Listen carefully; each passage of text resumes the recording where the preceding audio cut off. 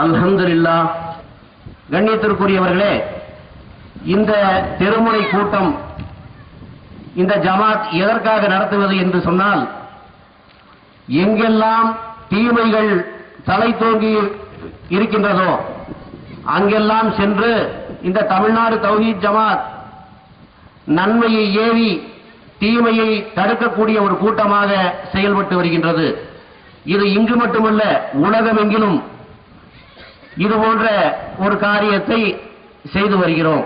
இது எதற்காக என்று சொன்னால், நபிகள் நாயகம் ஸல்லல்லாஹு அலைஹி வஸல்லம் அவர்கள் என்னிடமிருந்து ஒரு செய்தியை நீங்கள் கேட்டாலும் அது பிற மக்களுக்கு எடுத்துரையுங்கள் என்று சொன்னாரே, அதனுடைய அடிப்படையிலே மக்கள் அனைவரும் மறுமையிலே நாம் சொர்க்கம் செல்ல வேண்டும் என்ற ஒரே எண்ணத்தில் இது போன்ற நிகழ்ச்சிகளை நடத்தி வருகின்றோம். இன்ஷா அல்லாஹ் இந்த கூட்டத்திலே கடைசி வரை இருந்து அந்த சொற்பொழிவுரை கேட்டு அதன் அடிப்படையிலே வாழக்கூடிய தௌஃபீக்கை அல்லாஹ் நமக்கு அனைவருக்கும் தந்தருள் வருவாராக என்று கூறிக்கொண்டு, இப்பொழுது நமது சகோதரர் சதாம் ஹுசைன் அவர்கள் பேசுவார்கள். அஸ்ஸலாமு அலைக்கும் வரஹ்மத்துல்லாஹி வபரகாத்துஹு. அல்ஹம்துலில்லாஹ் அல்ஹம்துலில்லாஹி நஹ்மதுஹு வ நஸ்தஈனுஹு வ நஸ்தக்ஃபிருஹு வ நுக்மினு பிஹி வ நதவக்கலு அலைஹி வ நஊது பில்லாஹி மின் ஷுரூரி அன்ஃபுஸினா வ மின் ஸய்யிஆத்தி அமாலினா.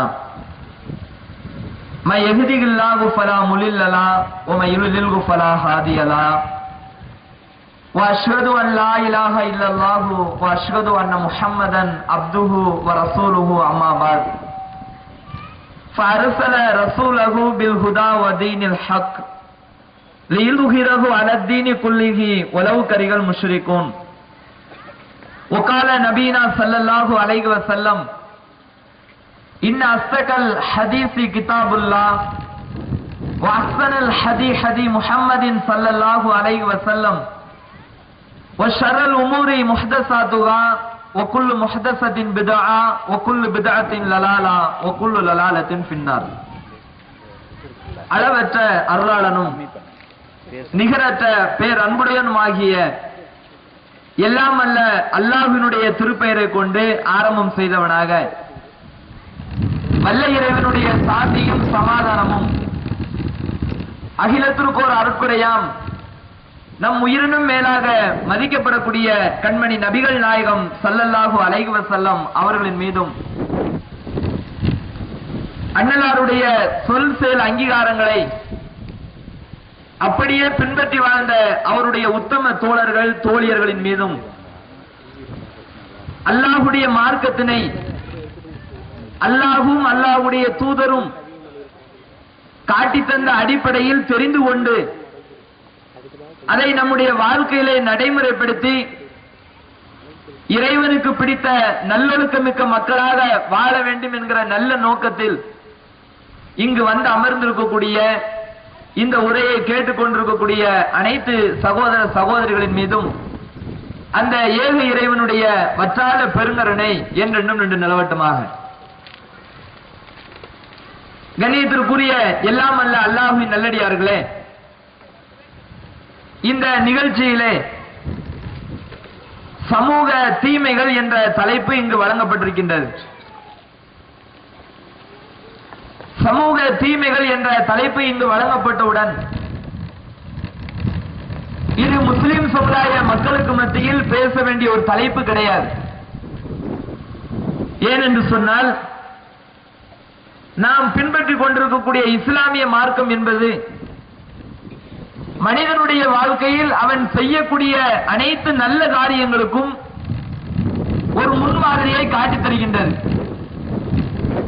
எப்படி மனிதனுடைய வாழ்க்கையில் நல்ல காரியங்கள் அமைக்கப்பட வேண்டுமோ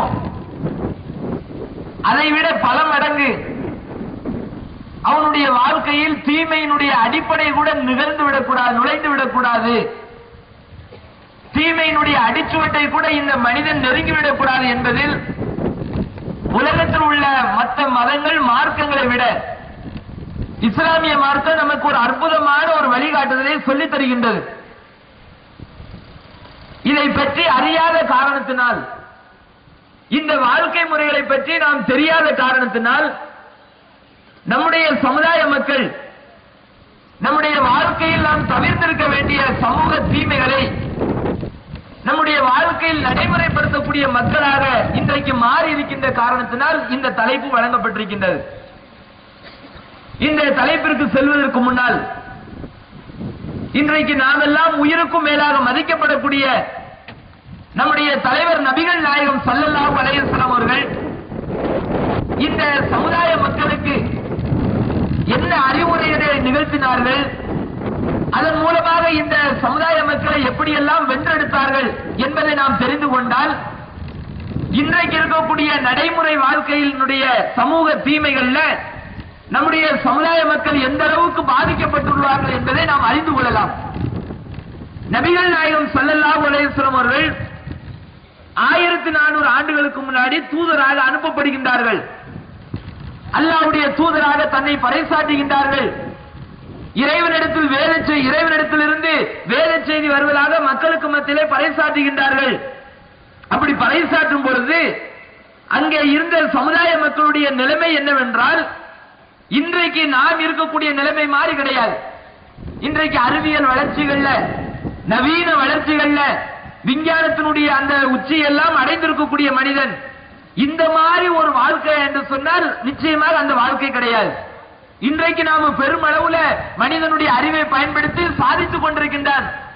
ஆனால் 1400 ஆண்டுகளுக்கு முன்னாடி நபிகள் நாயகம் ஸல்லல்லாஹு அலைஹி வஸல்லம் வாழ்க்கை நீங்கள் எடுத்து பார்த்தால் அறிவியல்ல என்னன்னு தெரியாத காலகட்டம், விஞ்ஞானம் என்றால் என்னவென்று தெரியாத ஒரு காலகட்டம், நாகரிக வளர்ச்சி என்று சொன்னால் ஒரு மனிதனுடைய வாழ்க்கையில் ஏற்படக்கூடிய நாகரிக மாற்றங்கள், நேற்று ஒரு மாற்றம், இன்றைக்கு ஒரு மாற்றம், நாளைக்கு ஒரு மாற்றம், இப்படி படிப்படியாக அவனுடைய வாழ்க்கையில வரக்கூடிய அந்த மாற்றங்கள் அன்றைக்கு வாழ்ந்த அந்த சமுதாய மக்களிடத்துல என்னன்னே தெரியாது. நாகரிகம்னா என்னன்னு தெரியாது. பேசுற பேச்சுல நாகரிகம் கிடையாது, நடைமுறை வாழ்க்கையில நாகரிகம் கிடையாது, தான் செய்யக்கூடிய காரியங்கள்ல நாகரிகம் கிடையாது. இன்னைக்கு நம்ம சொல்றோமே, இன்றைக்கு ஒரு மனிதன் ஒரு தவறு செய்வான் என்று சொன்னால் அடுத்த செகண்ட் நம்ம சொல்றோம், நாகரிகம் வளர்ந்த காலத்துல எப்படிதான் இப்படி மடத்தனமா உட்கார்ந்து இருக்கிறாங்க, எப்படி இந்த தப்பை எல்லாம் செய்து கொண்டிருக்கிறார்கள் என்று நாம் இன்றைக்கு பேசிக் கொண்டிருக்கிறோம். ஆனால் 1400 ஆண்டுகளுக்கு முன்னாடி நபிகள் நாயகம் ஸல்லல்லாஹு அலைஹி வஸல்லம் அவர்கள் வாழ்ந்த காலத்துல அந்த சமுதாய மக்களுக்கு இருந்த முதல் பெயர் என்னவென்று சொன்னால் ஐயாமுல் ஜாஹிலியா, அறியாமை காலத்து மக்கள், ஒன்றும் தெரியாதவர்கள், நாகரிகத்தை பற்றி அறியாதவர்கள், அறிவை பற்றி விளங்காதவர்கள், இப்படி ரொம்ப அடிமட்டத்திலும் அடிமட்டமாக இருந்த ஒரு சமுதாய மக்கள் தான் 1400 ஆண்டுகளுக்கு முன்னாடி நபிகள் நாயகம் ஸல்லல்லாஹு அலைஹி வஸல்லம் அவர்கள் வாழ்ந்த காலத்துல அந்த சமுதாய மக்கள் இருந்தார்கள். அதே 1400 ஆண்டுகளாக அந்த ஆண்டுகளுக்கு பின்னாடி நபிகள் நாயகம் ஸல்லல்லாஹு அலைஹி வஸல்லம் அவர்கள் தூதராக அனுப்பப்படுறாங்க. தூதராக அனுப்பப்பட்டு இந்த இஸ்லாமிய மார்க்கம் எடுத்து வைக்கப்படுகின்றது.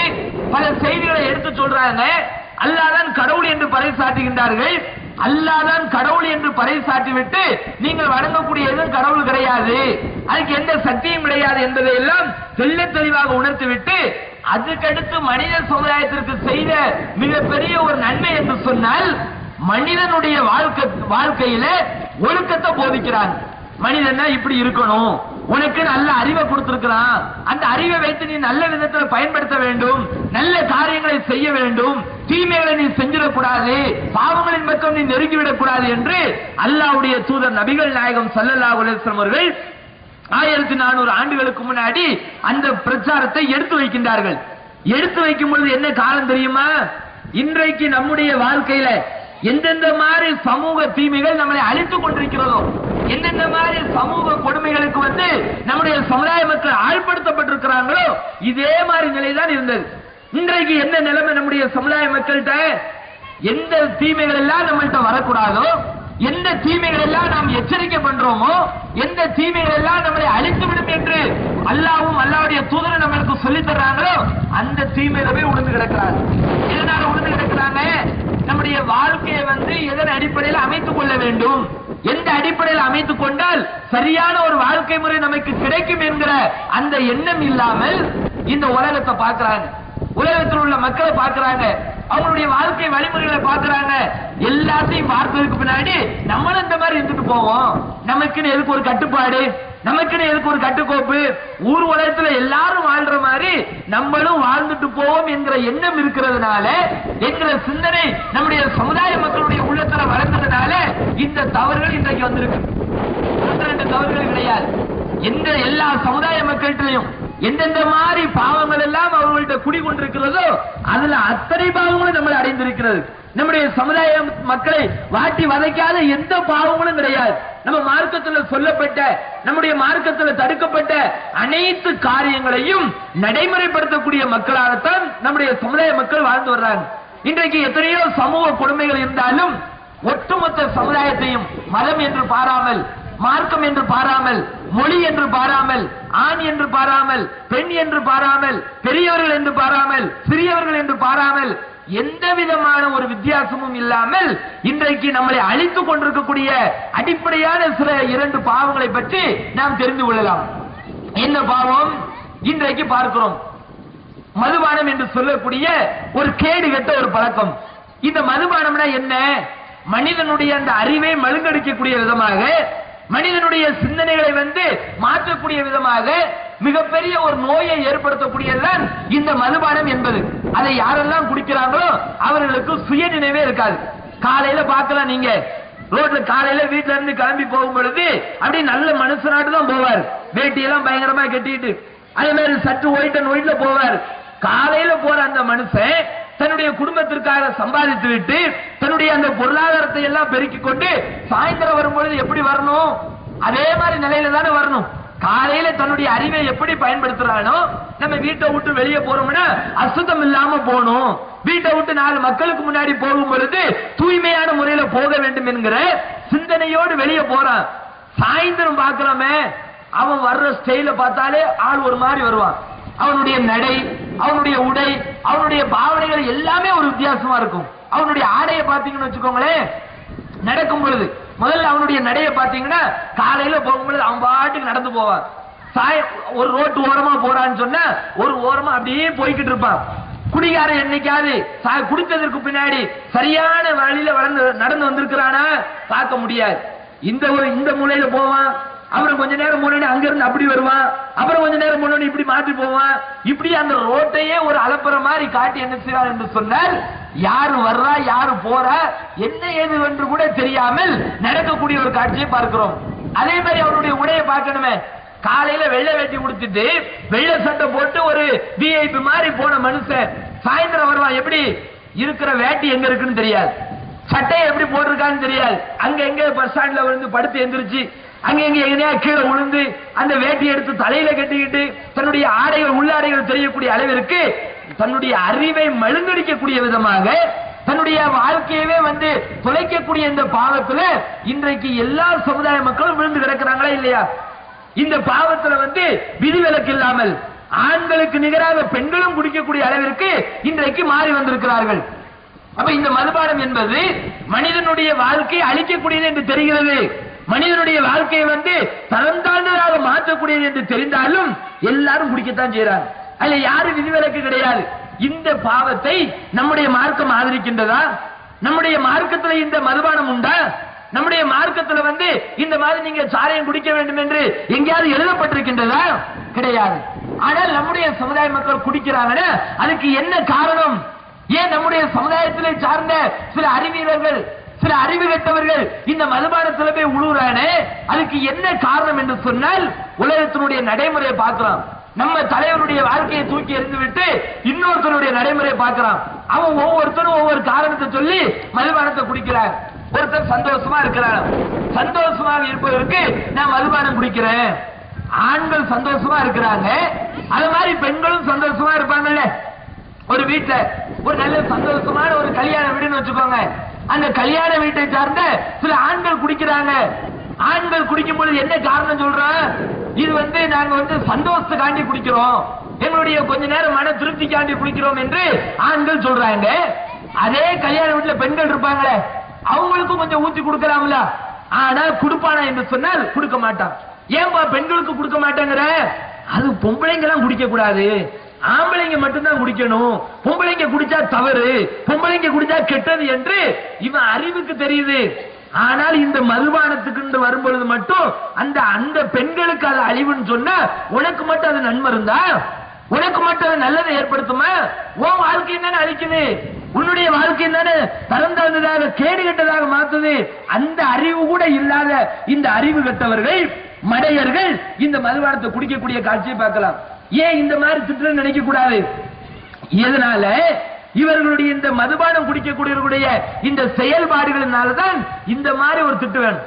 எந்த அளவுக்கு இவங்களுடைய செயல்பாடுன்னு சொன்னா, அவன் சாரையை முடிச்சதுக்கு பின்னாடி தான் தன்னுடைய வீட்டுக்கு வர்றான்னு சொன்னா தன்னுடைய தாய் யாரு தன்னுடைய மனைவி யாருன்னு தெரியல, ரெண்டு பேருமே தவறாக நடப்பதற்கு முயற்சி செய்கிறான்னு சொன்ன எந்த மனிதனாது எந்த அறிவுள்ளவனாது இந்த மதுபானத்தை ஏற்றுக்கொள்வான? தன்னுடைய பெற்ற மகள்கிட்ட தவறா நடக்கிறானே. சமீபத்தில் கூட கோயம்புத்தூர்ல ஒரு சம்பவம் நடந்துச்சு. ஒரு தாய் போலீஸ் ஸ்டேஷன்ல போய் கேஸ் கொடுக்கறாங்க.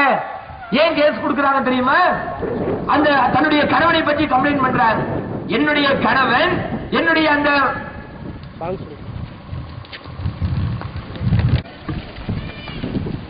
அப்ப அந்த அம்மா என்ன செய்றாங்க? போலீஸ் ஸ்டேஷன்ல போய் கம்ப்ளைண்ட் பண்றாங்க. என்னுடைய கணவன் என்னுடைய மகள்கிட்ட தவறா நடக்கிற முயற்சி பண்றாங்க. அப்ப இந்த அளவுக்கு ஒரு மானங்கெட்டத்தனமான ஒரு காரியத்தை ஒரு பெற்ற தகப்பன் தன்னுடைய பிள்ளைகிட்ட போய் செய்யறான்னு சொன்னா, தவறாக நடப்பதற்கு முயற்சி செய்கிறான் என்று சொன்னால், இதை விட ஒரு அறிவுகட்டத்தனம் உண்டா? இதை எவனாவது குடிப்பானா? அறிவுள்ள எந்த மனுஷனாவது தனக்கு பாதிப்பு ஏற்படுத்தக்கூடிய ஒரு காரியத்தை செய்வானா என்று சொன்னால் செய்ய மாட்டான். நல்ல ரோட்ல போய்கிட்டு இருக்கிறோம், ஒரு பாட்டு விஷத்தை கொடுக்கறாங்க, குடிப்போமா? நம்ம குடிக்க மாட்டோம்ல. அதே மாதிரி அந்த அறிவு கூட இல்லாமல் இந்த மதுபானத்தை குடித்து குடித்து தன்னுடைய வாழ்க்கையை அழிக்கக்கூடிய அளவிற்கு பார்க்கிறோம். அதுல நம்முடைய சமுதாய மக்கள், முஸ்லிம் சமுதாய மற்ற சமுதாயத்துக்கு தான் ஒரு வழிகாட்டுதல் இல்ல, அவங்களுக்கு ஒரு சரியான ஒரு நடைமுறை சொல்லப்படல. அவன் தான் விளங்காம குடிக்கிறான்னு சொன்ன அவனை தடுக்க வேண்டியது யாரு? அவனுக்கு எதிராக அந்த தீமையை பற்றி உணர்த்த வேண்டியது யாரு? முஸ்லிம்களா இருக்கக்கூடிய நாம, அல்லாஹ்வுடைய மார்க்கத்தை பின்பற்றக்கூடியவர்கள், அவனுடைய தூதர் நபிகள் நாயகம் ஸல்லல்லாஹு அலைஹி வஸல்லம் வழிமுறைகளை, அற்புதமான வழிகாட்டுதல்களை பெற்றிருக்கக்கூடிய மக்கள், நாம அவங்களை திருத்த வேண்டும் என்று சொன்னால் நம்முடைய சமுதாயத்திலிருந்து சாராயம் குடிக்கலாம். நம்முடைய சமுதாயத்தினுடைய அந்த அந்த பேருக்கு களங்கம் ஏற்படுத்தக்கூடிய விதமாக பேர் வைத்துக் கொண்டு சாராயம் குடிக்கிறான்னு சொன்ன இதை விட ஒரு கேடு கெட்ட ஒரு பண்பு உண்டா? எப்படிப்பட்ட மார்க்கம் இது? நபிகள் நாயகம் ஸல்லல்லாஹு அலைஹி வஸல்லம் அவர்கள் 1400 ஆண்டுகளுக்கு முன்னாடி அந்த அறியாமல் காலத்து மக்களை இதே போன்று மதுபானத்தில் மூழ்கி கிடந்தார்கள், இந்த பாவத்தில் மூழ்கி கிடந்தாங்க. இன்னைக்கு என்ன சரக்கு? அன்னைக்கு சொந்த சரக்காகவே தயாரித்து அதை குடிக்கக்கூடியவர்களாக இருந்தார்கள். அவங்களை வென்றெடுத்து அந்த பாவத்திலிருந்து விலக்கி கொண்டு வந்து உலகத்திற்கே சிறந்த தோழர்களாக தன்னுடைய தோழர்களை உருவாக்கினாங்களே, அந்த மார்க்கத்திற்கு கெட்ட பேர் ஏற்படுத்தக்கூடிய விதமாக, அந்த மார்க்கத்திற்கு களங்கம் கற்பிக்கக்கூடிய விதமாக இன்றைக்கு மதுபானத்தை நம்முடைய சகோதரர்கள் குடிக்கிறாங்களே, இந்த அழிவை கொஞ்சம் சிந்தித்து பார்க்க வேண்டாம? எந்த அளவுக்கு இன்றைக்கு மாறி போயிருக்கிறது? பெரியவர்கள் முதல் சிறியவர்கள் வரை, பள்ளிக்கூடத்தில் படிக்கக்கூடிய அந்த பள்ளி மாணவர்கள் அவன் குடிக்கிறான், சாராயம் குடிக்கிறான் என்று சொன்னால் இது அழிவில்லையா? இதை நம்முடைய சமுதாய மக்கள் தொடர்ந்து அறிந்தாங்கன்னு சொன்ன பெரிய அகல பாதாளத்தில் போய் நம்முடைய சமுதாய மக்கள் விடமாட்டாங்களா? சமுதாயத்தில் எத்தனை சீர்கேடுகளை நம்ம பார்க்கிறோம்.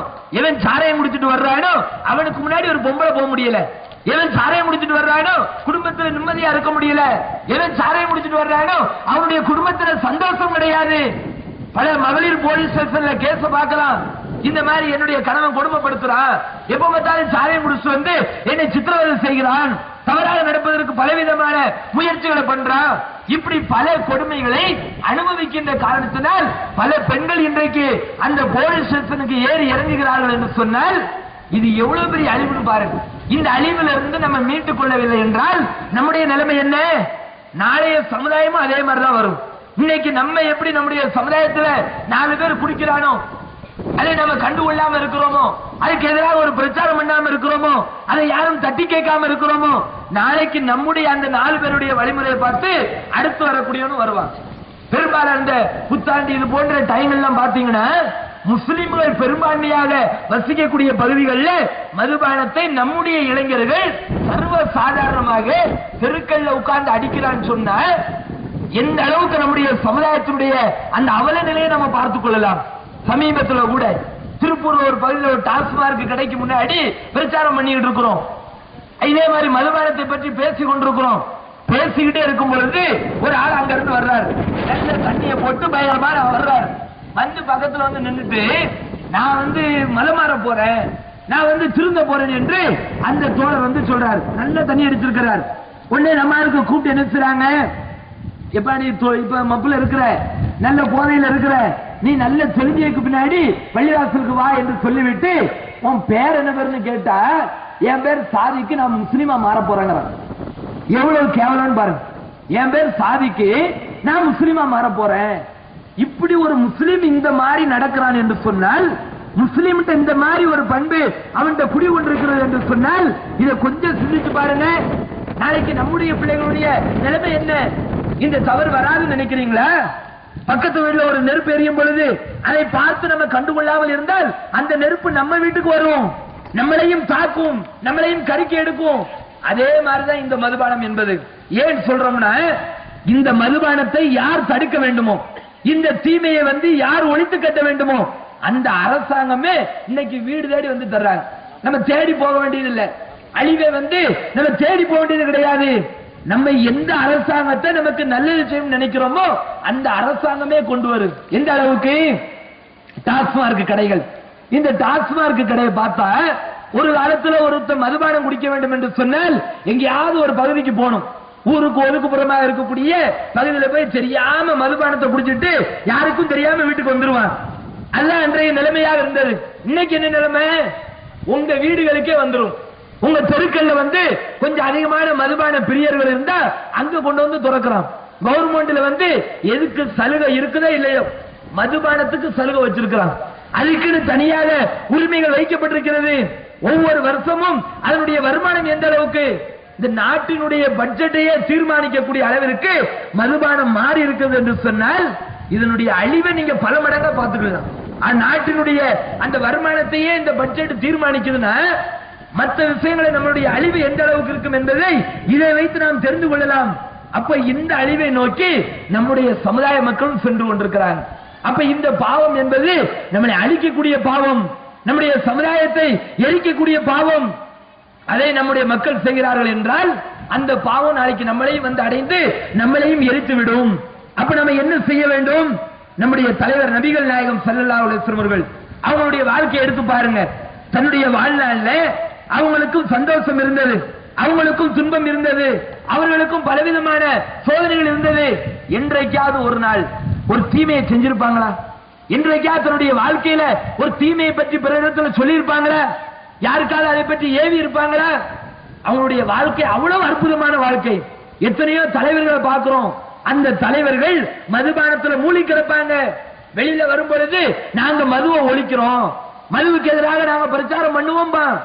ஆனால் அவருடைய தனிப்பட்ட வாழ்க்கையில நீங்க பாத்தீங்கன்னா மதுபானம் குடிக்கக்கூடியவனா இருப்பான். சரியாக போய் மதுபானத்தை அருந்துவார்கள், நண்பர்களோடு சேர்ந்து குடிப்பாங்க. சில தலைவர்களை நீங்க பார்க்கலாம், மேடையில பேசும் பொழுது நான் மக்களுக்கு நல்லது செய்வதற்காக வந்திருக்கிறேன், அடுத்த எம்ஜிஆர் நான் தான் சொன்னார். அவர் எப்படி நின்றார் தெரியுமா? அவர் பேசும் பொழுதே ஒரு மாதிரி பேசுவார். எம்ஜிஆர்ங்கிற வார்த்தையை அவருக்கு சொல்ல முடியாது. அப்படி மேடையில நின்றுகிட்டு லட்சக்கணக்கான மக்கள் நம்மளை பாக்குறாங்களே, தொலைக்காட்சியில எடுத்து போடுறாங்களே, நம்ம சாரையும் குடிச்சிட்டு மேடையில நின்று பேசுன நம்மளை காரி துப்புவாங்களே என்கிற அறிவு கூட இல்லாமல் மேடையில ஏறி ஒருத்தர் பேசுறாரு. அவர் என்ன பேசுறாருன்னு அவருக்கே தெரியல. அந்த அளவுக்கு தான் இந்த மதுபானம் என்பது எல்லோருடைய அறிவையும் மழுங்கடித்து விடும். பெற்ற பிள்ளைகிட்ட போய் தவறா நடக்கிறான, இதுக்கு மேல விளக்கமா சொல்லணுமா மதுபானத்தினுடைய தீமைகளை? அவ்வளவு கொடூரமான ஒரு தீமையை செய்யக்கூடிய அளவிற்கு ஒருத்தரை மாற்றுகிறது என்று சொன்னால், அந்த பாவத்திலிருந்து முஸ்லிம்கள் விலகிக் கொள்ள வேண்டும், அந்த தீமையிலிருந்து முஸ்லிம்கள் எச்சரிக்கையாக இருந்து கொள்ள வேண்டும் என்பதை நாம கவனித்துக் கொள்ள வேண்டும். இந்த மதுபானத்தை 1400 ஆண்டுகளுக்கு முன்னாடி நபிகள் நாயகம் ஸல்லல்லாஹு அலைஹி வஸல்லம் அவர்கள் ஒழித்து கட்டினாங்க. தன்னுடைய தோழர்களும் குடிச்சாங்க, விளங்காம செஞ்சுக்கிட்டு இருந்தாங்க. ஆரம்பத்தில் அனுமதி இருந்தது. அதே நேரத்தில் அல்லாஹ்வுடைய வசனங்கள் இறக்கப்படுகின்றது. அல்லாஹ்வுடைய தூதருடைய அந்த வாயிலிருந்து இறைவனுடைய வசனங்கள் சொல்லப்பட்டவுடன் அந்த தோழர்கள் அப்படியே விலகுறாங்க. அப்படியே நல்ல ஒழுக்கம் உள்ளவர்களாக, தான் செய்த பாவத்திலிருந்து விலகக்கூடிய நன்மக்களாக நபிகள் நாயகம் ஸல்லல்லாஹு அலைஹி வஸல்லம் தோழர்கள் மாறினார்கள். இப்படி ஒரு சமுதாயத்தை வரலாற்றுகளில் நம்ம எங்கேயும் பார்க்க முடியாது. நம்ம எல்லாம் வெட்கப்படணும். முஸ்லிம்கள் என்று சொல்வதற்கு வேதனைப்பட வேண்டும். நம்ம சமுதாயத்தில் இந்த தீமையா என்று நாம் எல்லாம் அதிக அளவு கவனம் செலுத்த வேண்டும். நபிகள் நாயகம் உருவாக்கி கொண்ட அந்த சமுதாயத்தில், அந்த தலைவருடைய வழிமுறையில் வந்த சமுதாயத்தில் இந்த பாவம் எப்படி வந்தது என்று ஒவ்வொரு தலைவர்களும் சிந்தித்து பார்க்கணும். ஒவ்வொரு பள்ளிவாசல்களையும் இதை பற்றி ஆய்வு செய்ய வேண்டும். ஒவ்வொரு முஸ்லிம் பெற்றோர்களும் இதிலே கண்ணும் கருத்துமாக இருக்க வேண்டும். ஆனா இருக்கிறோமா? அதை பற்றி கவலைப்படுவதே கிடையாது. எதை பற்றி யோசிக்கிறதே கிடையாது. அப்படி யோசிக்காதனால நம்முடைய சமுதாயத்திலையும் இந்த தவறு வந்திருக்கிறது என்பதை உணர்ந்து கொண்டு இந்த பாவத்திலிருந்து முதல்ல விலகிக் கொள்ள வேண்டும். அதே மாதிரி இன்னொரு பாவத்தை பார்க்கலாம். அதுவும் எல்லா சமுதாயத்தையும் எந்த விதமான வயது வித்தியாசமும் இல்லாமல், எந்த விதமான ஒரு பாகுபாடும் இல்லாமல் எல்லாத்தையும் அழித்துக் கொண்டிருக்கு. என்ன அந்த பாவம்? விபச்சாரம். கண்கட்டி கொடி கட்டி பறக்கக்கூடிய ஒரு தொழில் என்று சொன்னால் விபச்சாரம் தான். எந்த அளவுக்கு இதனுடைய பாவம் எல்லாத்தையும் ஆட்படுத்திருக்கிறது என்பதை நாம் தெளிவாக தெரிந்து கொள்ள முடியும். நம்முடைய அன்றாட வாழ்க்கையிலே முடியும். நாம் பார்க்கக்கூடிய தொலைக்காட்சிகளில் தெரியும். நாம் படிக்கக்கூடிய பத்திரிகைகளிலும் அந்த செய்திருக்கின்றது. என்ன பார்க்கிறோம்? பெரிய ஆள், நல்ல திருமணம் முடிஞ்ச ஒரு ஆளு இன்னொருத்த முன்னாடியே கூட்டிட்டு ஓடிடுறார். இதை விட ஒரு கேவலம் உண்டா? கல்யாணம் முடிஞ்ச ஒரு மனைவி இருக்கிறாங்க, அவருக்கு ஒரு குழந்தை இருக்குது, சந்தோஷமாக வாழ்க்கை நடத்த வேண்டிய அந்த மனிதன் இவன் என்ன செய்யறான்? இந்த விபச்சாரம் என்ற அந்த கேடுகட்ட பழக்கத்தில் விழுறதுனால பக்கத்து வீட்டில் இருக்கக்கூடிய இன்னொருவருடைய மனைவியோடு வீட்டை விட்டே ஓடுறான்னு சொன்ன, அவங்களுக்கு திருமணம் முடிஞ்ச ஒரு குழந்தை இருக்குது, ரெண்டு பேரும் எதை பற்றியும் கவலைப்படாமல் வீட்டை விட்டு ஓடுறாங்கன்னு. இந்த பாவத்துக்கு அளவுகள் இதுதான். இந்த மானங்கெட்ட பாவத்திற்கு, இந்த கேடுகட்ட பாவத்திற்கு இதுதான் அளவுகோல். அப்ப இவ்வளவு பெரிய கொடிய பாவம் என்பது மற்ற சமுதாயத்தில் தான் நடக்குன்னு நினைக்காதீங்க, நம்ம சமுதாயத்திலும் நடக்கின்றது. அதுதான் வேதனைக்குரிய விஷயம். மற்ற சமுதாயத்தில் விளங்காம செய்யறாங்க. நம்ம சமுதாயத்தில் என்னன்னு சொன்னா, இதை பற்றி தடுப்பு இருந்தும், இதை பற்றி எச்சரிக்கை இருந்தும், இதை பற்றிய போதனைகள் இருந்தும் எதை பற்றியும் கவனம் கிடையாது. எந்த அளவுக்கு இஸ்லாம் நமக்கு போதிக்கணும், லா தக்ரபு ஸினா, விபச்சாரத்தினுடைய அருகில் கூட நீங்க நெருங்கிறாதீங்க. அல்லாஹ் சொல்றானா அது எவ்வளவு பெரிய பாவமா இருக்குன்னு யோசிப்பாரு. நெருங்காதுங்கிறான். மற்ற பாவத்தை செஞ்சிருவேன்னு சொல்றான். விபச்சாரத்தை பற்றி அல்லாஹ் சொல்லும் பொழுது அதன் அருகில் கூட நீ நெருங்கிறாத, அவ்வளவு மானக்கேடான ஒரு பாவம், அவ்வளவு கேடுகட்ட ஒரு பாவம் என்று அல்லாஹ் சொல்லி காட்டுறான். இந்த பாவம் இன்றைக்கு முஸ்லிம் சமுதாயத்தினுடைய ஆண்கள்ட்டும் இருக்குது, முஸ்லிம் சமுதாயத்தை சார்ந்த சில பெண்கள்ட்டும் இருக்குது, இளைஞர்கள்ட்டும் இன்றைக்கு இந்த பாவம் வந்திருக்கு. இதுக்கு காரணம் என்ன? நம்ம மார்க்கம் சொல்லி தந்ததா? கிடையாது. நம்முடைய தலைவர் வழிகாட்டினாங்களா? கிடையாது. எங்க இருந்து நம்ம படிச்சுக்கிட்டோம்? இதெல்லாம் இந்த உலகத்தினுடைய நடைமுறை தான். எல்லாத்தையும் பார்க்கிறோம். அங்கிட்டு 4 பேர் காதல்ட்டு போறான், இங்கிட்டு 4 பேர் காமம்ட்டு போறான், இங்கிட்டு 4 பேர் விபச்சாரம்ட்டு போறான். நம்மளும் இதுலயும் போவோமே, சந்தோஷத்துக்காக தான் இந்த உலகம் இருக்குது என்று இப்படிப்பட்ட ஒரு எண்ணம் எல்லாருடைய உள்ளத்தில் வந்துவிட்டது. இதை தடுப்பதற்காக இஸ்லாம் எந்தெந்த வேலைகள் எல்லாம் போட்டு தருகின்றதோ அதை நடைமுறைப்படுத்திருக்காங்களா? இஸ்லாம் முதல் விஷயம், இந்த விபச்சாரத்திலிருந்து ஒரு மனிதன் விலகிக் கொள்ள வேண்டும் என்றால் அவனுக்கு அற்புதமான ஒரு வழிகாட்டுதலை சொல்லித் தருகின்றது. ஒரு மனிதனுடைய விபச்சாரத்தினுடைய ஆரம்பமே பார்வைதான். பார்வைதான் அவன் இந்த விபச்சாரத்தில் கொண்டு போய் தள்ளுகிறது என்று நபிகள் நாயகம் ஸல்லல்லாஹு அலைஹி வஸல்லம் சொல்றாங்க. அல்லாஹ்வும் குர்ஆன்ல சொல்றான். பெண்களை பற்றி சொல்றான், ஆண்களுடைய படைப்பை பற்றி சொல்றான். கூடுதல் கவனம் பெண்களுக்கு சொல்றான். நீங்கள் கவர்ச்சியாக படைக்கப்பட்டிருக்கிறீர்கள், உங்களுடைய உடல் உறுப்புகளை நீங்கள் மறைத்துக் கொள்ளுங்கள், அந்நிய ஆண்களுக்கு முன்னாடி கவர்ச்சிகரமாக நிற்காதீர்கள் என்று அல்லாஹ் எச்சரிக்கை பண்றான். எச்சரிக்கை பண்ணிட்டு பல செய்திகளை ஒவ்வொரு படிப்படியா சொல்லிட்டு வரும் பொழுது முதல்ல இந்த பார்வையை சொல்றாங்க. ஆணாக இருந்தாலும் சரி, பெண்ணாக இருந்தாலும் சரி, உங்களுடைய பார்வைகளை நீங்கள் தாழ்த்திக் கொள்ளுங்கள். இன்னைக்கு என்ன நிலைமை? முதல்ல அந்த ஆரம்பிக்கிறது அந்த பார்வை தானே. இன்னைக்கு எல்லா ஆண்களும் பெண்களும் சீரழிந்து போவது காதல் என்று சொல்லக்கூடிய ஒரு கேடுகட்ட ஒரு பழக்கம். அந்த பழக்கத்திற்கு அடிப்படை காரணம் என்ன? பார்வைதான். அல்லாஹ் சொல்றான், குல்லில் முக்மினாத்தி, மூமினான பெண்களுக்கு நபியே நீங்கள் சொல்லுங்கள், எகுலுல்ல மின் அபுசாரிகின்ன, அவர்கள் தங்களுடைய பார்வைகளை தாழ்த்திக் கொள்ளட்டும். அதே போன்று மூமினான ஆண்களுக்கு சொல்லுங்கள், அவர்களும் தங்களுடைய பார்வைகளை தாழ்த்திக் கொள்ளட்டும் என்று அல்லாஹ் தன்னுடைய திருமறை குர்ஆன்ல சொல்றான். இன்னைக்கு என்ன நிலைமை? இந்த வசனத்துக்கு கட்டுப்பட்டு அல்லாஹ் எச்சரிக்கை பண்றான்ல, அல்லாஹ் ஒரு விஷயத்தை பற்றி எச்சரிக்கை பண்றானே, அதுக்கு மேல யாராவது சொல்லணுமா? ஒரு தீமையை தடுக்க வேண்டும் என்றால், ஒரு தீமையை பற்றி எச்சரிக்கை பண்ண வேண்டும் என்றால் அல்லாஹ் சொல்லிட்டானா அதுக்கு மேல நமக்கு அதுக்கு கவனம் செலுத்த வேண்டியதே இல்லை. அல்லாஹ் சொல்லிட்டானா அதுல நம்ம கரெக்டா இருந்துக்கணும். அதுல கொஞ்சம் வழி தவறினாலும் அந்த தீமை நம்மள்கிட்ட வந்தடையும் என்பதை நாம கவனத்தில் கொள்ள வேண்டும். இன்னைக்கு பார்க்கிறோமே, நம்முடைய சமுதாயத்துல இந்த காதல் என்று சொல்லக்கூடிய கேடுகட்ட பழக்கம் நம்முடைய சமுதாயத்து இளைஞர்களை ஆட்டி வைத்திருக்கின்றது. நம்முடைய சமுதாயத்தினுடைய பெண்களையும் ஆட்டி வைத்திருக்கின்றது. கண்கூட பார்க்கிறோங்க. நம்முடைய திருப்பூர் மாநகரில் நீங்க பார்க்கலாம், பல சமுதாய மக்கள் சேர்ந்து வாழக்கூடிய ஒரு இடம். நிலைமை என்ன?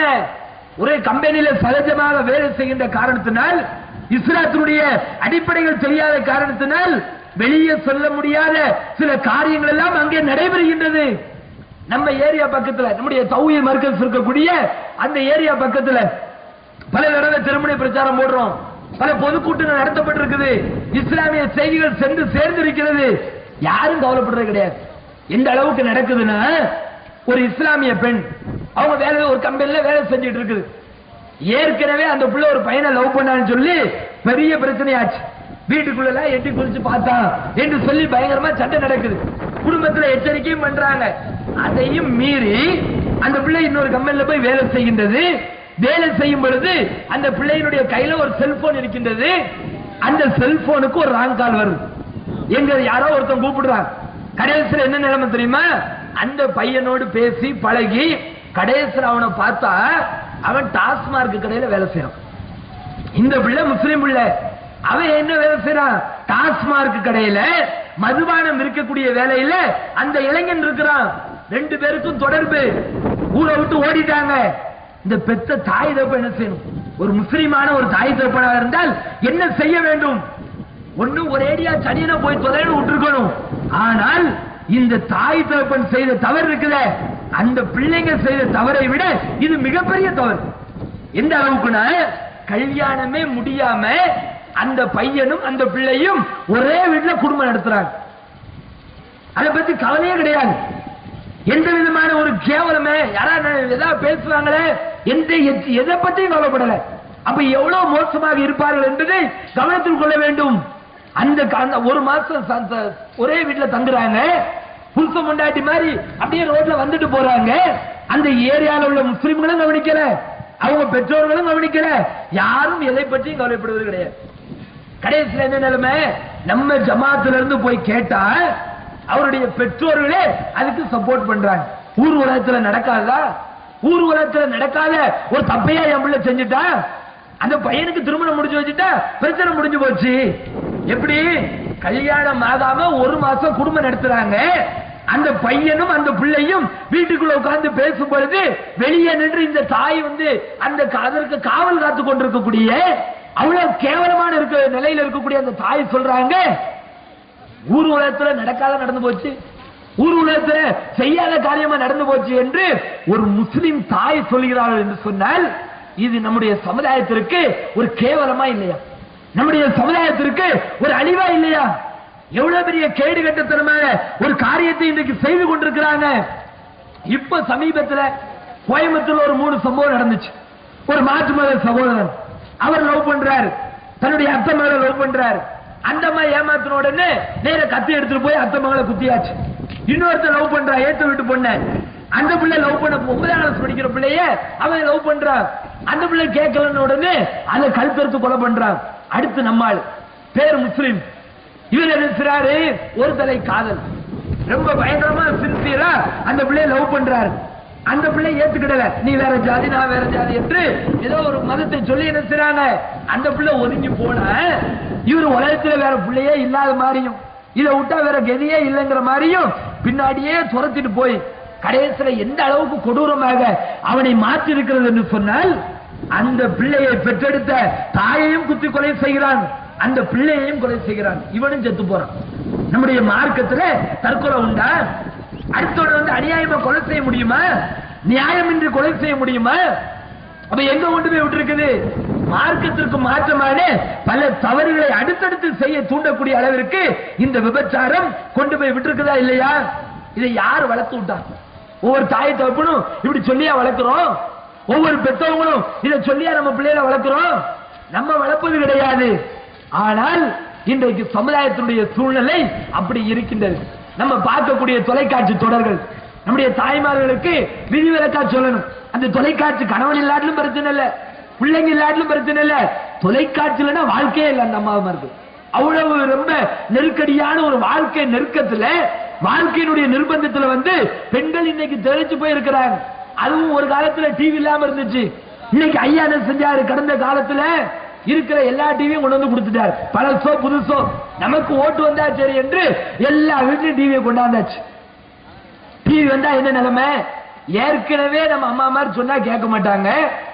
ஏற்கனவே இந்த அம்மாவை பாக்குற ஆட்சியில் இருக்கிற அம்மாவை இத மாதிரிதானே எல்லா அம்மாவும் இருப்பாங்க. மக்களுக்கு எது தேவையோ அதை செய்ய மாட்டாங்க. எது மக்களை வழி கெடுக்குமோ அதை கொண்டு வருவாங்க. இப்ப கரண்ட் இல்லையே, அதுக்கு ஏதாவது ஒரு வழியை பண்ண. அல்லது மக்களுக்கு தண்ணி இல்ல, பக்கத்து மாநிலத்துல இருந்து வாங்கி கொடுத்தா அதை கேட்க மாட்டாங்க. அவங்க ஆர்டர் போடுவாங்க. எந்த ஊர்ல டாஸ்மார்க் கடை இல்லையோ நாங்க அங்க டாஸ்மார்க் கடையை ஓபன் பண்ணுவோம். எங்க வெளிநாட்டினுடைய அந்த மதுபானம் இல்லையோ அதை நாங்க கொண்டு வந்து ஓபன் பண்ணுவோம். இப்படி ரொம்ப கண்ணு கருத்துமா இருக்கிறாங்க. அதே வழியில தானே எல்லா அங்க பெண்கள் வருவாங்க. அப்ப அந்த நிலைமையில பார்க்கும் பொழுது நம்முடைய மார்க்கத்தில் இருக்கக்கூடிய பெண்களும் நமக்கு அந்த மாதிரி கிடையாது, மற்ற பெண்கள் மாதிரி கிடையாது. ஒழுக்கத்தை போதித்தாலும் மார்க்க அறிவுரைகள் செஞ்சாலும் அதெல்லாம் பத்தி கவலை கிடையாது. நாளைக்கு மறுமை தானே. அல்ல நாளைக்கு எல்லாத்தையும் கூப்பிட்டு கேள்வி கேட்டு திருப்பூர்ல இந்த இடத்துல அல்லது உடுமலையில இந்த ஏரியாவில் இந்த பகுதியில கூப்பிட்டு இந்த ஆளை நீங்க இங்க வாங்க, நீ இந்த இதை செஞ்சு அதை செஞ்சான்னு கேள்வி கேட்கிறதுக்குள்ள நம்ம தப்பிச்சிடலாம் அப்படிங்கிற ஒரு மெதப்போடு எல்லா விதமான தவறுகளையும் சர்வ சாதாரணமா செய்யறமே அந்த பெண்கள் இன்றைக்கு டிவியில மூழ்கி கிடக்கிறாங்க. அதான் சொல்லுவாங்களே, சில கணவன்மார்கள் வீட்டுல போய் சாப்பாடு கேட்டா உடனே சொல்லுவாங்களா, இப்பதானே மெட்டி ஒலி போட்டிருக்காங்க, மெட்டி ஒலி முடிஞ்சாதான் அப்புறம் ரொட்டி ஒலி கேட்கும். இது இருக்குதா இல்லையா? சும்மா காமெடிக்கு சொன்னது, இது உண்மையா இல்லையா? இன்னைக்கு எத்தனை பெண்கள் இந்த தொலைக்காட்சியில தன்னுடைய நேரத்தை ஒதுக்கி இருக்கிறாங்க. எல்லா பாட்டும் தெரியுமே, எல்லா சினிமா பாடல்களையும் இன்றைக்கு இருக்கக்கூடிய பெண்கள் மட்டும் கிடையாது, பெண்களுக்கு ஆண்களுக்கு பெண்கள் சளைத்தவர்கள் ரெண்டு பேரும் சேர்ந்துதான் பார்க்கிறாங்க. ரெண்டு பேரும் சேர்ந்துதான் நாடகத்தை உட்கார்ந்து பார்க்கிறாங்க. என்ன சொல்லி தர்றான்? உங்களுடைய வாழ்க்கையை மேம்படுத்த சொல்லி தர்றானா? உங்களுடைய வாழ்க்கையை சீர்படுத்த சொல்லி தர்றானா? நல்லா இருந்த குடும்பத்தை எப்படி பிரிக்கிறது நீங்க பார்க்கலாம். அந்த தொலைக்காட்சி தொடர்ல 3 மணி நேரம், 3 மணி நேரத்துல அந்த சினிமா படத்துல 3 மணி நேரம் அது ஏதாவது ஒரு செய்தி சொல்லி முடிச்சுட்டு போயிருவாங்க. கொஞ்ச நேரம் ரசிச்சுட்டு அதை அப்படியே மறந்துடுவாங்க. இந்த தொலைக்காட்சி தொடர் இருக்குது, இது அப்படி கிடையாது. உட்கார்ந்து பார்த்துக்கிட்டே இருப்பாங்க. 7:30 மணி ஆகும். அந்த முடிகிற டயத்துல என்ன செய்ய தெரியுமா, ஒரு கணவன் மனைவி நல்லா வாழ்ந்துகிட்டே இருப்பாங்க. திடீர்னு இடையில ஒருத்தவனை கொண்டு வந்து நிப்பாட்டுவாங்க. கொண்டு வந்து நிறுத்தின உடனே தொடரும். இன்றைக்கு முடிஞ்சாச்சா, நாளைக்கு அதனுடைய தொடர்ச்சியை பார்க்கணும். தொடர்ச்சி என்ன, அதனுடைய செய்தி என்ன? எவனோ ஒருத்தன் இடையில வந்தானே, அவன் யாரு, அவன் எங்க இருந்து வந்திருக்கிறான், எதுக்கு திடீர்னு குடும்பத்துக்குள்ள வந்தான், இந்த செய்தியை சொல்வதுதான் மறுநாள் தொடர். இத உட்கார்ந்து பார்க்கிறதுக்கு கணவனுக்கு சாப்பாடு இருந்தாலும் சரி இல்லாலும் சரி, பிள்ளைகளை பார்த்தாலும் சரி பார்க்காலும் சரி, பிள்ளைங்க படிப்புல கவனமாக இருந்தாலும் சரி இல்லாட்டும் சரி, எனக்கு தேவை டிவி தொடர். நேரடியா உட்கார்ந்துறது. உட்கார்ந்த உடனே அங்கே தொடர் என்ன அடுத்து ஓடும். நல்லா இருக்கக்கூடிய குடும்பத்துக்குள்ள மத்தியில நல்ல சந்தோஷமா இருக்கக்கூடிய கணவன் மனைவிக்கு மத்தியில திடீர்னு ஒருத்தன் வருவான், அவன் தான் கள்ள புருஷன். இது தொலைக்காட்சி நாடகத்துல இல்லாம இருக்குதா? எந்த நாடகத்துல இல்ல சொல்லுங்க? நம்ம பார்க்கிற, நம்ம சமுதாயத்துல பார்க்கிற எல்லா நாடகத்திலும் இருக்குது. நடைமுறை வாழ்க்கையே அப்படித்தானே இருக்கிறான். எவன் நடிக்கிறானோ அவன் நேற்று வரைக்கும் ஒருத்தையோட வாழ்றான். திடீர்னு பார்த்தா 2 பேருக்கும் மன விலக்கு, 2 பேருக்கு என்ன செய்யல, மனம் ஒத்து வரல, பிரிஞ்சாச்சு. அப்புறம் என்னப்பா, இன்னொருத்தி கூட அவன் ஜாயிண்ட் ஆகிட்டு போயிடுறான், இவன் இன்னொருத்த கூட போயிடுறான். இது அந்த நடைமுறை வாழ்க்கையில இப்படி இருக்குதுன்னா திரைப்படத்துல சொல்லவா வேணும்? தொலைக்காட்சி தொடர்கள்ல அதை வர்ணிச்சு சொல்லணுமா? அப்ப என்ன செய்றாங்க, நல்ல இருக்கக்கூடிய அந்த கணவன் மனைவிக்கு மத்தியில திடீர்னு ஒருத்த வந்தா கள்ள புருஷன். அதே மாதிரி நல்ல குடும்ப கணவன் மனைவியா இருப்பாங்க, இங்க ஒருத்தி வருவார் கள்ள பொண்டாட்டி. இப்படி உருவாக்கி வச்சிருக்கிறாங்களா இல்லையா? நல்ல மாமியார் மருமகள் சந்தோஷமா இருப்பாங்க, அதுல திடீர்னு ஒரு வில்லி வருவா, ரெண்டு பேத்துக்கும் சேர்ந்து என்ன செய்யறது, குடும்பத்தை எப்படி பிரிக்கிறது, மாமியா மருமகளுக்குள்ள எப்படி சண்டையை கொண்டு வர்றது, மாமியா குழந்தைக்குள்ள எப்படி சண்டையை கொண்டு வர்றது, மருமகளுக்குள்ள எப்படி சண்டையை எடுத்து விடுறது, பெத்த தாய்க்கும் பிள்ளைக்கும் எப்படி சண்டையை கொண்டு வர்றது, இது இல்லாம எந்த நாடகமும் கிடையாது. இதைத்தான் உட்கார்ந்து பார்த்துக்கிட்டு இருக்காங்க. இதை பார்த்து பார்த்து பார்த்து நம்முடைய தாய்மாருடைய கண்களில் இருந்து கண்ணீர் வழிந்து தன்னுடைய குடும்பத்தை பற்றி கவலையே கிடையாது. சீரியல் தான் தன்னுடைய கவலை. நம்ம ஆளுக்கு சினிமா படத்துல மூழ்கி கிடக்குறான ஆண்கள் பெண்கள் டிவிலனா ஆண்கள் என்ன செய்ய யாருக்கும் தெரியாம முதல் ஷோ பார்த்துட்டு வந்துடுறது. எந்த படம் வந்தாலும் சரி இன்டர்நெட்லயா போய் பார்த்துட்டு வந்துடுறது. இப்படி ஒரு சூழ்நிலை இருந்தால் நம்முடைய சமுதாயத்துல ஒழுக்கம் மேம்படுமா? நம்ம சமுதாயத்தில் உள்ள பிள்ளைகள் வழிதவருக்கு என்ன காரணம்? வளர்க்கக்கூடிய முறைகள்ல நாம வளர்த்திருக்கிறோமா? போதிக்க வேண்டிய ஒழுக்க நெறிகளை நம்முடைய பிள்ளைகளுக்கு போதித்திருக்கிறோமா? எவ்வளவு அற்புதமான ஒரு மார்க்கம், எவ்வளவு கண்ணியமான ஒரு மார்க்கம். ஒவ்வொரு பாவத்தையும் எடை போட்டு சொல்லித் தருகின்றது. பார்வைதான் உன்னுடைய விபச்சாரத்திற்கு முதல் காரணம். அந்த பார்வையை தன்னுடைய பிள்ளைகளுக்கு யாராவது சொல்லிக் கொடுத்துப்போமா? எந்த தாயாவது தன்னுடைய பெண் பிள்ளையை பார்த்து வளர்க்க வேண்டிய விதத்தில் வளர்த்து வச்சிருக்கிறீங்களா? கிடையாது. திருமறை குர்ஆனை நீங்க திருப்பி பாருங்க. லுக்மான்ங்கிற ஒரு மனிதர், அவர் ஒரு நல்லடியார். அவர் தன்னுடைய மகனுக்கு சொல்றார், என் அருமை மகனே, லா துஷ்ரிக் பில்லாஹ், நீ அல்லாஹ்விற்கு இணை வச்சிராத. அதே மாதிரி பூமியில நீ நடக்கும் பொழுது கர்வத்தோடு நீ நடக்காத, பெருமையோடு நீ நடக்காத, ஆணவத்தோடு நீ நடக்காத என்று தன்னுடைய மகனுக்கு, ஆம்பளை பிள்ளைக்கு சொல்றார். இப்படி ஒரு தாய் தன்னுடைய பிள்ளை பார்த்து சொல்லிருப்பீங்களா? இன்றைக்கு வரைக்கும் தன்னுடைய பிள்ளை பார்த்து இன்னைக்கு சூழ்நிலை இப்படி இருக்குது, நம்ம பார்க்கிற டிவிகள்ல இந்த மாதிரி செய்தியை போடுறாங்களே, நம்ம பார்க்கிற தொலைக்காட்சிகள்ல இந்த மாதிரி வருது, அதை பற்றி ஒரு கவலை கூட இல்லாம எப்ப கவலைப்படுறோம் தெரியுமா? நம்ம பிள்ளை மேல அதீத நம்பிக்கை வச்சிருக்கிறோம். நம்பிக்கை இருக்கணும், ஒரே அளவு நம்பிக்கை வந்துடக்கூடாது. ஒரே அடியா என் பிள்ளை எந்த தப்புமே செய்யாதுங்கிற நம்பிக்கை வந்துடக்கூடாது. அந்த எண்ணம் இருந்ததுன்னா இன்னைக்கே மாத்திக்கிடணும். பெரும்பாலான குடும்பத்துல பார்ப்போம், அந்த தாய்மார்கள்ட்ட சொன்ன கேட்கவே மாட்டாங்க. என் பிள்ளை எல்லாம் 100% ஒழுக்கமா தான் வச்சிருக்கிறேன். என் பிள்ளை மத்த பிள்ளை மாதிரியா, மத்த பிள்ளை மாதிரியா நான் வளர்த்து வச்சிருக்கிறேன், ஒழுக்கமாக தான் இருக்கிறது என்று எந்த தாய்மார்கள் சொல்கின்றார்களோ அந்த குடும்பத்துல தான் இன்றைக்கு பல பெண்கள் வழி தவறி போறாங்க. தன்னுடைய அந்த தகப்பனை தூக்கி எறிந்து விட்டு, தன்னுடைய தாயை தூக்கி எறிந்து விட்டு யாரை பற்றியும் கவலைப்படாமல் செல்கிறார்கள் என்று சொன்னால் அந்த அளவுக்கு இந்த தீமை உள்ளத்துல பதிஞ்சிருக்குது. கண் கூட பாக்குறோம். ஒரு நேரத்துல இந்த பஸ்கள்ல பயணம் செய்வதாக இருந்தால் பெரியவங்க இருப்பாங்க. ஒரு ஊர்ல இருந்து இன்னொரு ஊருக்கு போகும் பொழுது பள்ளிக்கூடத்துல படிக்கக்கூடிய அந்த மாணவ மாணவிகள் பயந்துட்டே போவாங்க. நம்ம யார்ட்டையாவது ஒரு ஆம்பளை பிள்ளைகிட்ட பேசுனா எங்க அத்தாட்ட போய் சொல்லி கொடுத்துருவாங்க, யார்ட்டையாவது ஒரு பொட்ட பிள்ளைகிட்ட பேசுனா எங்க அப்பாட்ட போய் சொல்லி கொடுத்துருவாங்க என்று பயந்து போய் போன காலம் உண்டு. இன்னைக்கு என்ன நிலைமை? இன்னைக்கு என்ன நிலைமை? தனக்கு முன்னாடி இருக்கு தகப்பனா இருந்தாலும் சரி, தனக்கு முன்னாடி இருக்கு தாயா இருந்தாலும் சரி, ஃப்ரெண்ட்ஷிப் என்று சொல்லிக்கொண்டு இந்த ஆண்களோடு ஆண்கள் பேசக்கூடிய காரியம், அந்த ஆண்களோடு பெண்கள் பேசக்கூடிய காரியம், பள்ளிக்கூடத்தில் படிக்கக்கூடிய மாணவிகள் சர்வ சாதாரணமாக அந்நிய ஆண்களோடு பேசக்கூடிய காரியங்கள் இன்றைக்கு நடக்குதா இல்லையா? பயணத்துல பார்க்கிறோமா இல்லையா? அப்ப இந்த தீமை நம்மளை அடையாது நினைக்கிறீங்களா? நம்மளை வந்தடையாது நீங்க நினைக்கிறீங்களா? நம்ம எச்சரிக்கையா இருக்கணும். நம்முடைய மார்க்கம், நம்முடைய தலைவர் நபிகள் நாயகம் ஸல்லல்லாஹு அலைஹி வஸல்லம் அவர்கள் தன்னுடைய வாழ்நாளில் எந்த பெண்களையும் ஏறெடுத்து பார்த்தது கிடையாது, எந்த பெண்களையும் தவறாக தீண்டியது கிடையாது, அவருடைய எந்த பெண்களையும் தொட்டது கூட கிடையாது என்று வரலாற்றுகளை மெய் சிரித்து படிக்கின்றோம். அவருடைய தோழர்கள் அதே மாதிரி உருவாக்கப்பட்டார்கள். அந்த மாதிரி ஒரு பரம்பரையில் இருந்து கொண்டு, அந்த மாதிரி ஒரு வழிமுறையில் இருந்து கொண்டு இன்னைக்கு நம்ம சமுதாயத்துல இந்த தீமைகள் நடக்குதுன்னா நம்ம யோசிச்சு பார்க்கணும். நம்முடைய பிள்ளைகளும் இதுல விழுவார்கள். ஏன்னா இன்னைக்கு நம்ம தான் வாங்கி கொடுக்கிறவங்க செல்போனு, எல்லா பிள்ளைகளுக்கும் ஆளுக்கு ஒரு செல்போன். எதுக்கு செல்போனு? நீங்க படிக்கிற காலத்துல உங்க அத்தா அம்மா வாங்கி தந்தாங்களா? உங்களுக்கு முன்னாடி வந்தவங்க படிக்கும் பொழுது அப்பவும் ஆபத்து இருந்துச்சு, அப்பவும் இடர்கள் இருந்துச்சு, அப்ப யாராவது செல்போன் வாங்கி கொடுத்தாங்களா? ஏதாவது வசதி வாய்ப்பை ஏற்பாடு பண்ணி கொடுத்தாங்களா? ஒண்ணும் கிடையாது. இன்னைக்கு என்ன நிலைமை? என் பிள்ளை படிச்சுட்டு இருக்கிறான், அவனுக்கு ஒரு செல்போன் வாங்கி கொடுத்துட்டோம்னா ஒரு 4 நல்லது கெட்ட தெரிஞ்சுக்கணும். 7ஆம் கிளாஸ் 6ஆம் கிளாஸ் படிக்கிற பையன், இன்னும் சொல்ல போன 3ஆம் கிளாஸ் 4ஆம் வகுப்பு படிக்கிற பையன் இன்டர்நெட்ல உட்கார்ந்து புகுந்து விளையாடுறான். அவன் சொல்றான் பல விஷயங்களை. செல்போன்ல பார்த்தா விலை உயர்ந்த 25,000 ரூபாய் 30,000 ரூபாய் செல்போன்களை அவன் திறம்பட கையாளக்கூடிய அளவிற்கு சின்னஞ்சிறு சிறார்கள் உருவாக்கப்படுறாங்கன்னா இதை உருவாக்கி கொடுத்த அந்த தாய்மார்கள், இதை உருவாக்கி கொடுத்த அந்த பெற்றோர்கள் உங்களுடைய பிள்ளையினுடைய வாழ்க்கையில ஒழுக்கத்தை போதித்தீங்களா? ஒழுக்கத்தை சொல்லிக் கொடுத்தீங்களா? என் பிள்ளை எப்படி படிக்கிறான், என் பிள்ளை எப்படி பழகுறான், என் பிள்ளை எப்படி பேசுறான், என் பிள்ளை எப்படி வளர்றான் என்று எந்த தாயாவது பார்த்திருப்பீங்களா? பெற்றெடுக்கும் பொழுது மட்டும் எப்படி பெற்றெடுக்கிறோம்? அந்த குழந்தைக்கு வயிற்றுல இருக்கும் பொழுது ஆம்பளை பிள்ளையா பொட்ட பிள்ளையான்னு தெரியாது. இங்க 2 பேர் உட்கார்ந்து பேசுவாங்க. என் பிள்ளை பொட்ட பிள்ளையா இருந்தா ஒரு டாக்டர் ஆக்குவேன், என் பிள்ளை ஒரு ஆம்பளை பிள்ளையா இருந்தா ஒரு IAS கலெக்டர் ஆக்குவேன்.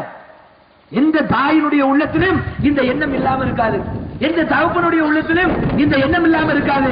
குழந்தை பிறக்கிறதுக்கு முன்னாடியே திட்டம் தீட்டக்கூடிய நாம எந்த தாயாவது எந்த தகப்பனாவது என் பிள்ளை இந்த உலகத்துல பிறந்து ஒரு மனிதனாக வாழ வேண்டும் என்று எந்த தாய் தகப்பனா நினைச்சிருக்கீங்களா? நினைச்சிருந்தா இந்த தவறு வருமா? இந்த தவறுல நம்முடைய சமுதாயத்தை சார்ந்த பிள்ளைகள் உருவாங்களா? யார் சொல்லிக் கொடுக்கிறா? யார் அதை பற்றி கவலைப்படுறா? ஒழுக்கத்தோடு சாதாரண ஒரு ஒழுக்க பண்பாடுகளை நபிகள் நாயகம் ஸல்லல்லாஹு அலைஹி வஸல்லம் அவர்கள் தன்னுடைய பேர குழந்தைக்கு சொல்லிக் கொடுக்கிறாங்க. இடத்துல உட்கார்ந்து சாப்பிட்டு இருக்கிறாங்க. சின்ன பிள்ளை சாப்பிடும்போது என்ன செய்யும்? அது பாட்டுக்கு கையை அங்கேயும் இங்கேயுமா சோறு அள்ளி போட்டு வாயில கொஞ்சம் தலையில கொஞ்சம் ஆக்கி வச்சு முன்னாடி நம்ம உட்கார்ந்தா நம்ம முகத்திலையும் கொஞ்சம் ஆக்கி விடும். இது சின்ன பிள்ளைங்க விளையாடக்கூடிய விளையாட்டு. அல்லாஹ்வுடைய தூதர் அவர்கள் தன்னுடைய அந்த பேர குழந்தை சொல்லிக் கொடுக்கிறார். தன்னுடைய அருகில உட்கார வச்சு அல்லாஹ்வுடைய பேரை சொல்லுப்பா, வலது கரத்தால உன்னுடைய அருகில் இருக்கக்கூடிய உணவை எடுத்து சாப்பிடு என்று அல்லாஹ்வுடைய தூதர் சொல்லிக் கொடுக்கிறார். இன்னைக்கு ஒரு முஸ்லிம் தாய், ஒரு முஸ்லிம் தகப்பன் தன்னுடைய பிள்ளையை அரவணைச்சு கூப்பிட்டு உட்கார வச்சு இப்படி இருக்கணும், நம்முடைய மார்க்க இந்த பண்பாடை சொல்லித் தருது, இந்த மார்க்க நம்முடைய இந்த ஒழுக்கத்தை சொல்லித் தருது என்று யாராவது சொல்லி இருப்போமா? ஒரு தாய்மார்களே அதை நடைமுறைப்படுத்துவது கிடையாது. ஒரு பிள்ளை பெரிய பிள்ளை ஆகுதுன்னு சொன்ன ஒரு தாய் என்ன செய்யணும்?